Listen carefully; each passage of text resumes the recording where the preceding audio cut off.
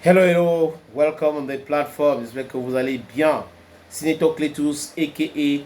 Ejawi Moses. Oui, c'est votre plateforme. Abonnez-vous, commentez de façon responsable, partagez, likez aussi. Ma blue fire, fire on the mountain, round, round, round. Your anglophone brother, Nami, je recommence. Your Bamenda man, your Ekona man, your Guy man, your Bakuri man, and proudly so, your anglophone brother. L'homme le plus noir de la terre, c'est moi. L'Onze. Oui, I'm the darkest guy on earth, or if you want the darkest man on earth. Les amis, il y a des choses qui se passent et on observe. Vous comprenez un peu? Oui. La seule chose qui intéresse ces dirigeants, c'est de voler. Si vous voyez, nos fédérations sont très pauvres, donc elles s'appuient sur nos États. Mais la priorité de nos États, c'est pas le football, c'est pas le football. Et bien même, quand il y a des fonds alloués pour ce football, il y a beaucoup de chantage, il n'y a pas une vision. Il n'y a pas une politique pour développer le sport ou le football en particulier. Je te prends l'exemple du Cameroun, une fois de plus. Il n'y avait pas une comptabilité retraçable. On pouvait voir ce qui se passe. Ils créent une comptabilité. C'est une réalité qui est là aujourd'hui. Parce que quand tu dis ça aux gens au Cameroun, ils disent, mais lui, il dit ça parce qu'il est riche. Ils aiment le pouvoir. Mais non, la seule chose qui intéresse ces dirigeants, c'est de voler. De voler. Ils n'ont aucune vision. Des administrateurs, ils ont été formés à l'ENAM. Et je fais partie des gens qui pensent qu'il faut fermer cette école. C'est une école coloniale. On ne peut pas avoir un système où on est en train de former des corrompus, former des gens qui pensent qu'ils sont des maîtres colons sur les citoyens. Donc quand on sort de l'ENAM, on a le pouvoir de décider de la vie ou la mort des gens. Ce n'est pas possible.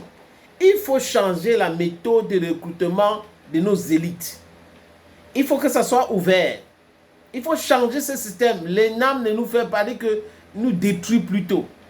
Donc si Paul Biya prétend être là pour décoloniser les mentalités et laisser l'ENAM et le système francophone, l'éducation francophone qui est dans un état de décomposition très avancé, il a tout faux. Il a tout faux, les amis. Les amis, depuis que Samuel Eto'o-Fils est arrivé à l'Africa Foot, du moins quand il est arrivé, tout le monde pensait que ce business a su jouer.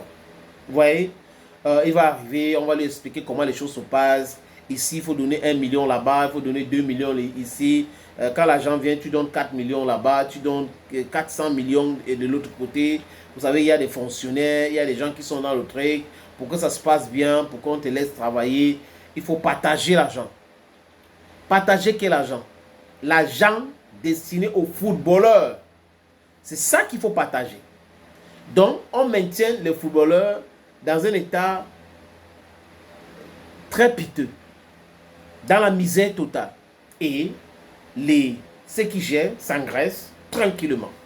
Mais ce gens-là avait oublié quand même que Samuel Eto'o-Fils est un footballeur. Et il venait juste de laisser le football. Ça ne faisait pas encore 7 ans. Donc, il ne peut pas vivre la misère au Cameroun en deuxième division.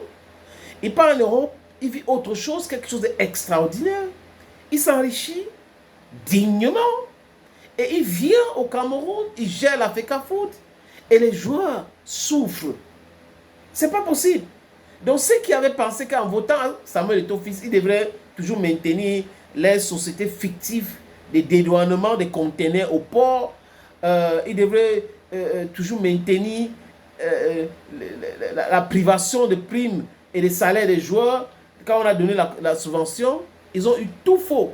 Parce que pour ceux qui sont intelligents, ils devraient regarder et tout pas d'où pour arriver où il est aujourd'hui. After that, they could have, okay, we should be very careful. Mais vous ne pouvez pas regarder la carrière, l'histoire de quelqu'un. C'est une histoire propre. Et vous venez, vous croyez que le business a su jouer. Et il a une image à défendre. Les gens qui font ça n'ont pas d'image. C'est pour cette raison qu'ils payent les soi-disant blogueurs, les Boris Berthold, les ceci et cela, pour raconter des mensonges.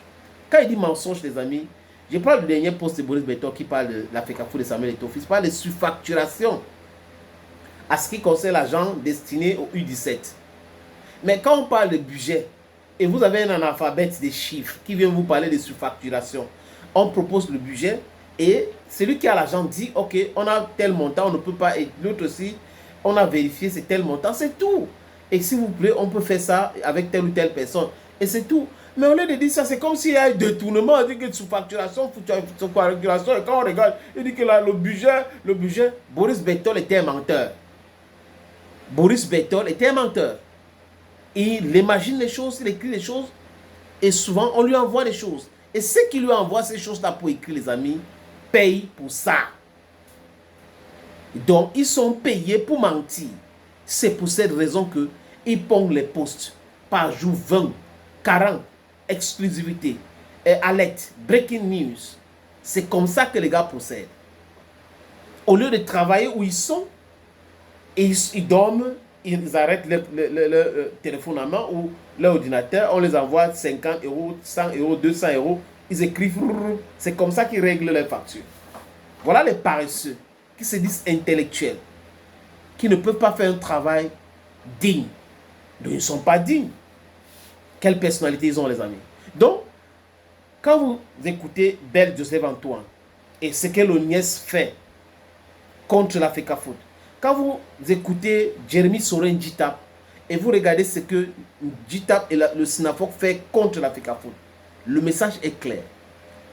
Djitap et Belle, ce sont les éléments aujourd'hui que certains présidents de clubs, je vous dis certains présidents de clubs, avec le ministre des Sports actuel et M. Ngongo, seraient en train de préparer pour remplacer Samuel Eto'o-Fils à la tête de la Fédération camerounaise de football. Donc vous voyez que ça n'a rien à voir avec le football. Ça a tout à voir avec la politique. Quand les politiques se mêlent d'une élection à la FECAFOOT, vous comprenez qu'on n'est pas en train de parler de football. On parle de toute autre chose. Donc c'est des gros intérêts. Les gars ont vu depuis ces derniers 4 ans les intérêts, le vol, le pillage et tout minimisés ou même détruits. Les finitions sur le siège de la FECAFOOT à Ouada, ils avaient facturé à combien? À peu près 3 milliards 52 millions. Et Eto'o a fait quoi? Quel travail? Il a fait épargner 2 milliards à la FECAFOOT. Au lieu de 3 milliards 50 millions, on est en train de réaliser le même projet à 1 milliard 50 millions aujourd'hui, les amis. Donc vous comprenez que on le combat parce qu'il est, how to say in English, because of his moral rectitude.